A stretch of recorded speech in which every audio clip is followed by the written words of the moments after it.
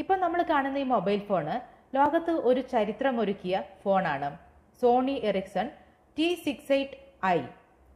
2001 രൂപം കൊണ്ട Sony Ericsson mobile communications എന്ന പുതിയ കൂട്ടുകെട്ടിന്റെ ആദ്യ ബ്രാൻഡഡ് ഫോണായിരുന്നു ഇത്.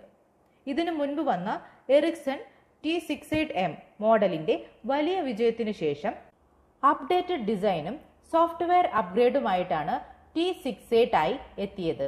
Blue, white, silver colour combination അതിനൊരു പ്രീമിയം ഫീല് തന്നിരുന്നു.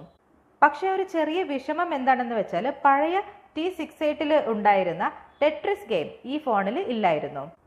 അന്ന് കളർ സ്ക്രീൻ എന്നത് തന്നെ ഒരു വലിയ ആഡംബരമായിരുന്ന കാലത്ത് 256 കളർ STN ഡിസ്പ്ലേയുമായി വന്ന ഈ ഫോൺ ശരിക്കും ഫ്യൂച്ചർ ടെക്നോളജി പോലെ തോന്നിച്ചിരുന്നിരിക്കും. കൂടാതെ വെറും 84 ഗ്രാം മാത്രമാണ് ഈ ഫോണിന് ഉണ്ടായിരുന്നത്. സ്ലിം ഡിസൈനുമായിരുന്നു. ബാറ്ററിയുടെ കാര്യം പറഞ്ഞാൽ 700 mAh റിമൂവബിൾ LiLoN ബാറ്ററി ആയിരുന്നു ഇതിലുണ്ടായിരുന്നത്.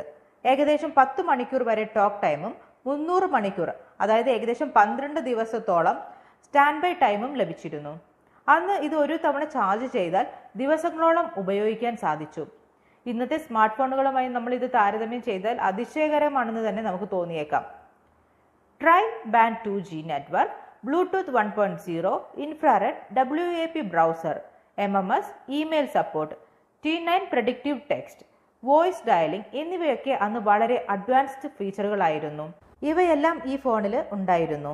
സോണി എറിക്സന്റെ ഈ ഫോൺ ഇന്ത്യയിൽ ലോഞ്ച് ചെയ്തപ്പോൾ ഏകദേശം 28,000 മുതൽ 30,000 രൂപ വരെയായിരുന്നു ഈ ഫോണിന്റെ വില. 2002 ഇതൊരു വലിയ തുകയായിരുന്നു. എന്നാൽ ഏറ്റവും ശ്രദ്ധേയമായ കാര്യം എന്താണെന്ന് വെച്ചാൽ ഈ ഫോണിന് ഒരു ഇൻബിൽട്ട് ക്യാമറ ഇല്ലായിരുന്നു. പകരം MCA20 കമ്മ്യൂണിക്കേം എന്ന ക്ലിപ്പ് ഓൺ ക്യാമറ വേറെയായി വാങ്ങേണ്ടി വന്നു.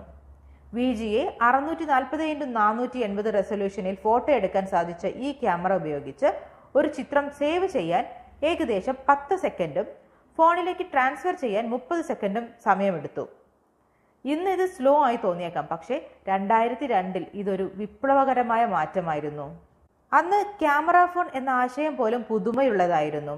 കളർ സ്ക്രീനും ബ്ലൂടൂത്തിനും പുറമെ പുറം ക്യാമറ സപ്പോർട്ടുമായി വന്ന സോണി എറിക്സൺ T68i സത്യത്തിൽ ഇതൊരു ടെക്നോളജി മൈൽ സ്റ്റോൺ ആയിരുന്നു.